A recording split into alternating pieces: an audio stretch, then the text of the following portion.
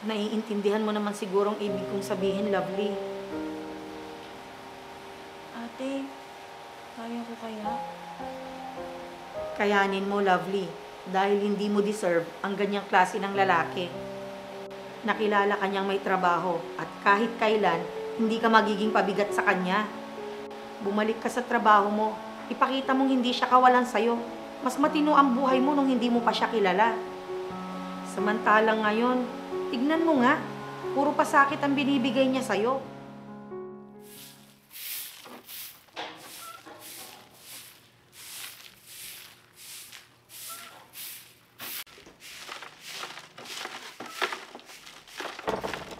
Ate, Oh, Lovely, bakit ang laki yata ng bag mo? May lakad ka ba? ate, pinapalipat na ako ni Mart sa bahay nila.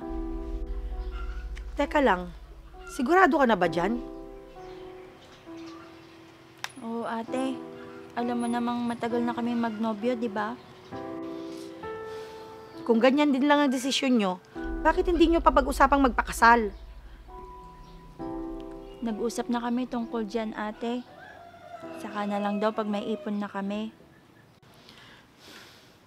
Eh paano kung mabuntis ka? Malayong mangyari yun, ate. Wala pa kasi sa plano namin ng magkaanak. Hay nako, ikaw ang bahala.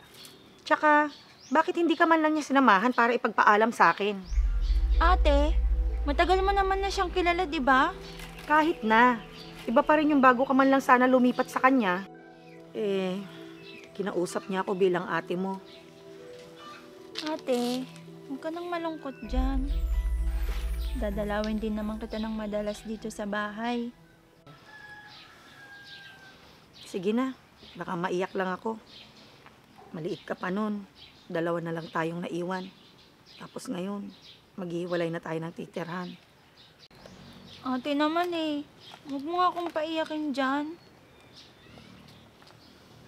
Hala, sige na, umalis ka na. Baka magbago pa yung isip ko. Tatawag ako lagi sa'yo, ate. Huwag kang mag-alala. Mag-iingat ka. Huwag kayong mag-aaway, ha? Opo, ate. Salamat po. Parang kailan lang nung iniwan tayo nila nanay at tatay. Tapos ngayon, kasal na lang ang kulang. Mag-aasawa ka na.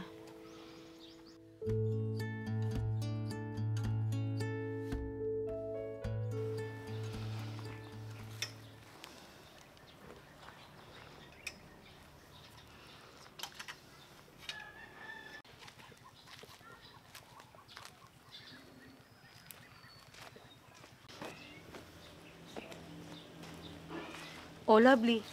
Mabuti umuwi ka dito. Halika, umupo muna tayo.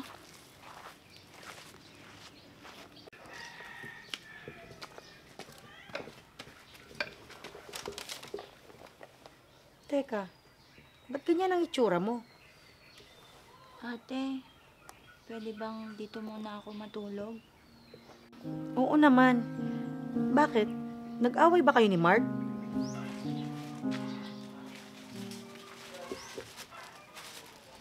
Teka, si Lovely yun ah. Diyan palang bahay niya. Naku, umuwi na siya. Grabe yung sagutan nila ni Mark kagabi. Ang sasakit ng mga sinabi ni Mark sa kanya. Oo, ate. Sinaktan ka ba ni Mark? Hindi naman, ate. Nagkasagutan lang kami.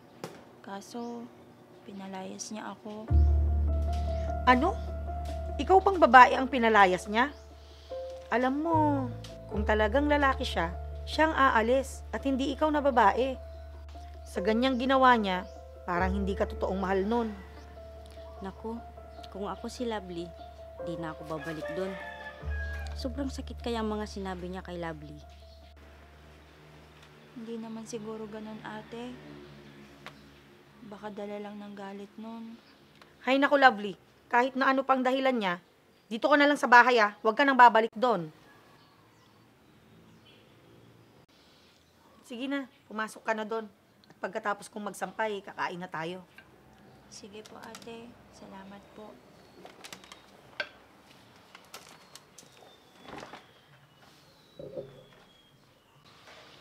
Hindi kita pinalaki at inalagaan para saktan lang nila. Sino kaya yun?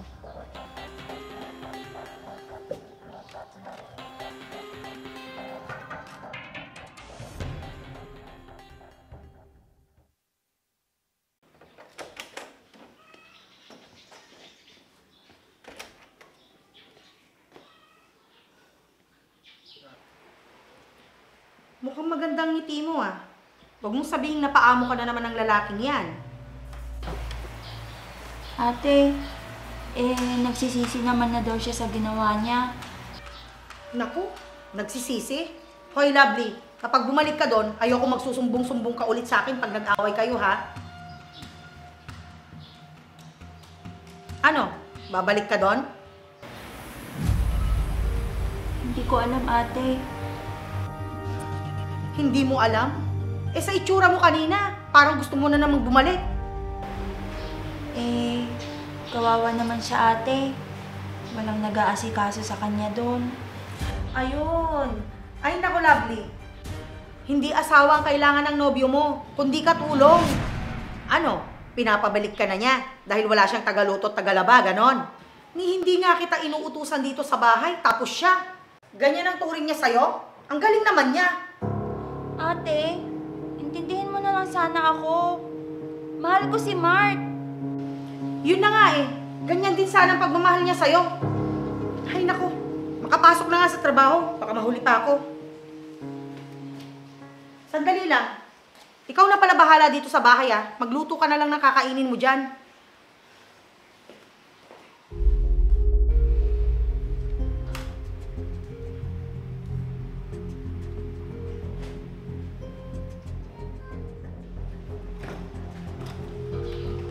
Lovely. Nandito na ako.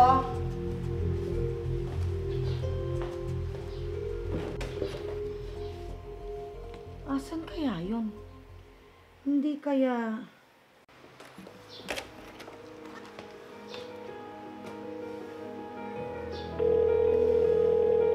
Hello ate. Lovely, huwag mong sabihin... Oo ate, nandito na ulit ako. Pasensya ka na ate. Hindi ko kasi si Mark. Eh, ano pang magagawa ko? Nandyan ka na. Huwag ka nang magalit sa akin ate. Alam ko namang hindi mo ako matitiis. Alam mo kasing ganyan, kaya sige ka ng sige. Kung sa bagay, hindi ko naman maibibigay. Diyan ka masaya. Salamat ate. Naku, bumalik na naman si Lovely. Hay naku, katsaga nitong may kisama kay Mark. O siya, sige na. Basta, ayoko nang maulit yung nangyari ha. Sumasama rin kasi yung loob ko pag nalalaman kong pinapalayas ka niya. Oo ate, salamat.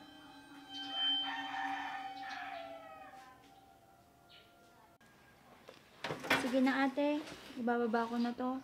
Madami pa kasi akong gagawin.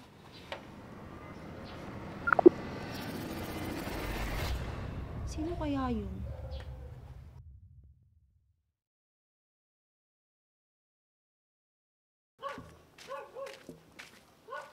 Teka, yung ate ni Lovely to ah.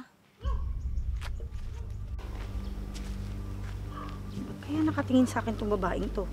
Hindi ko naman siya kilala. Ate, di ba ikaw yung ate ni Lovely? Oo. Bakit po? Tsaka, bakit mo kilala yung kapatid ko? Kapitbahay po nila ako, dun sa tinitirahan nila ni Mark. Ate, narinig ko na naman pong nag-aaway yung mag-asawa, kaya lumabas po ako agad.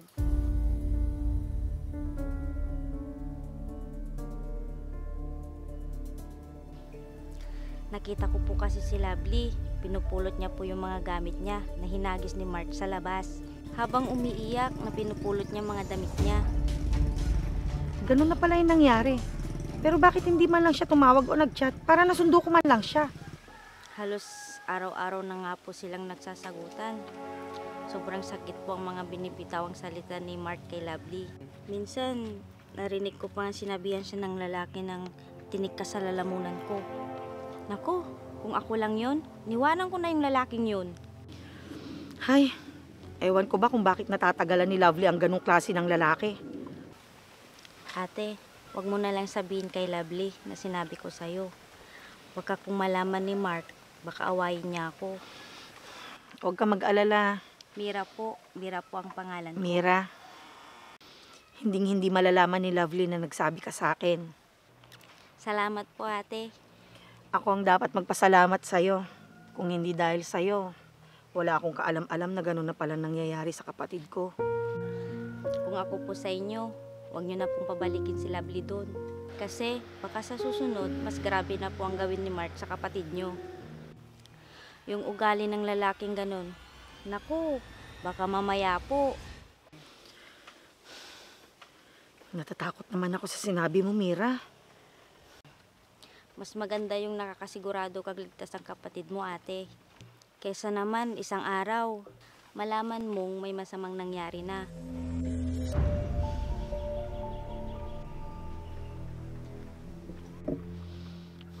Kung sa bagay, tama ka.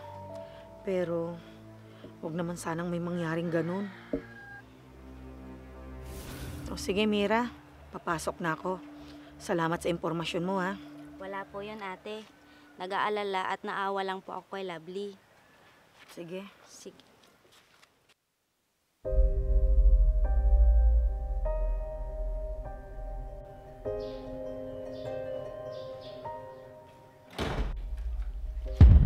Lovely?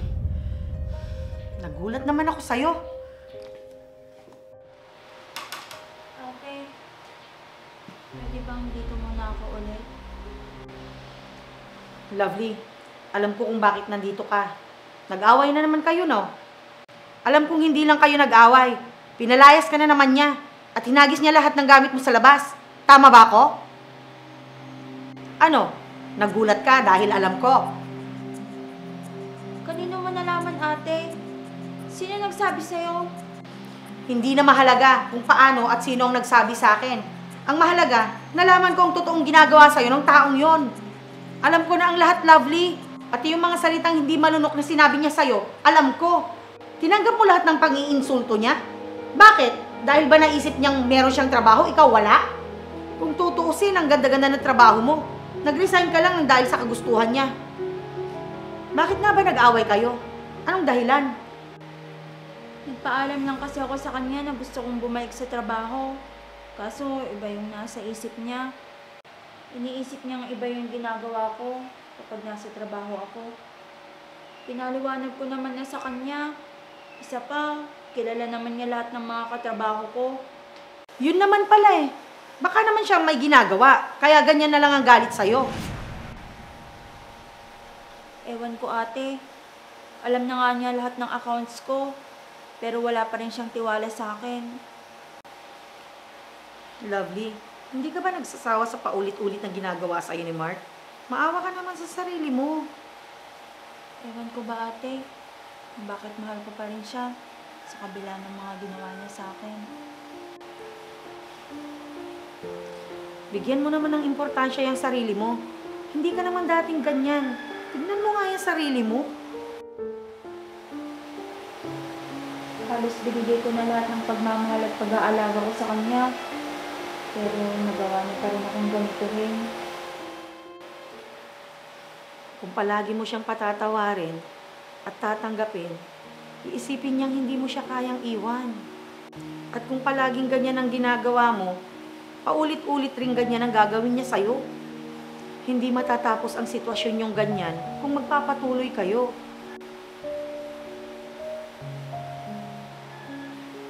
Naiintindihan mo naman siguro ang ibig kong sabihin, Lovely. Ate, kaya ko kaya?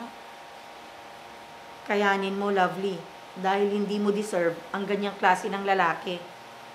Nakilala ka niyang may trabaho at kahit kailan, hindi ka magiging pabigat sa kanya. Bumalik ka sa trabaho mo. Ipakita mong hindi siya kawalan sa'yo. Mas matino ang buhay mo nung hindi mo pa siya kilala. Samantalang ngayon, tignan mo nga. Puro pasakit ang binibigay niya sa'yo. Tama ka nga siguro, ate.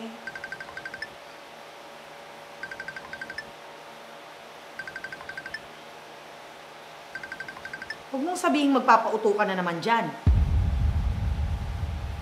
Sandali lang, ate. Sasagutin ko lang.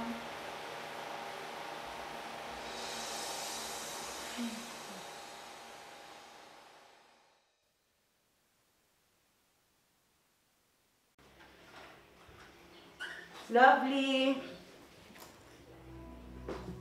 Lovely.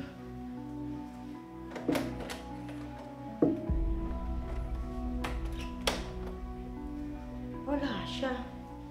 Saan kayo nagpunta yun? Ibig sabihin, bumalik na naman siya sa lalaking yon.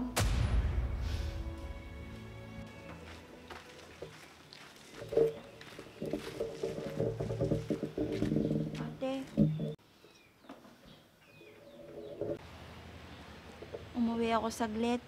Kinuha ko lang lahat ng gamit ko doon. Mabuti naman. Akala ko kasi nabilog na naman ng lalaking yun yung ulo mo. Ba't kasama mo si Mira? Magkakilala kayo? Oo, Lovely. Oo, magkakilala kami. Bakit? Masama ba?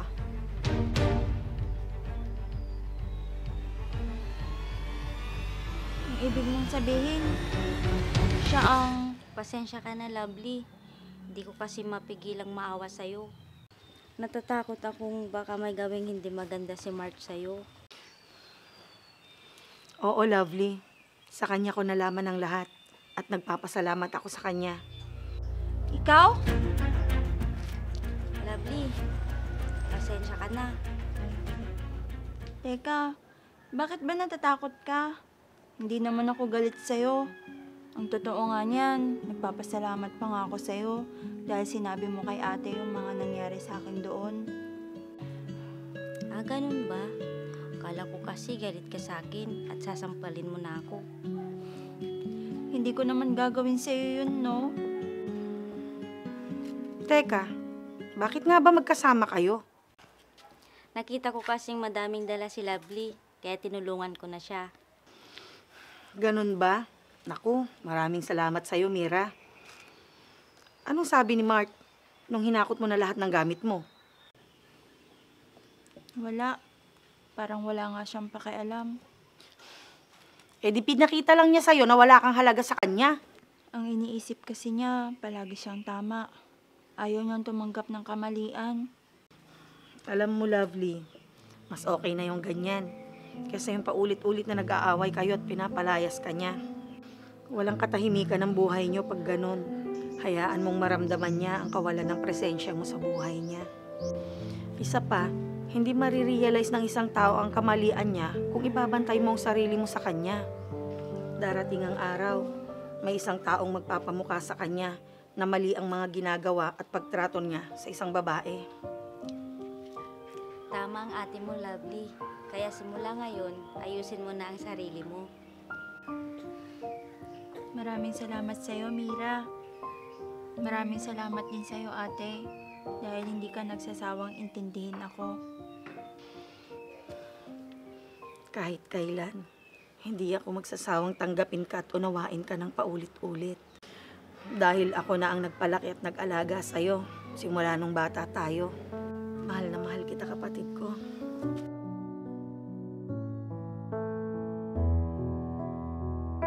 Masarap ang may taong nagmamahal sa isang babae. Pero kung hindi ka naman alang mahalin ng tama at pahalagahan at paulit-ulit na sinasaktan, mas magandang mabuhay ka na lang ng mag-isa para walang sakit sa dibdib at sa isip na dinadala araw-araw.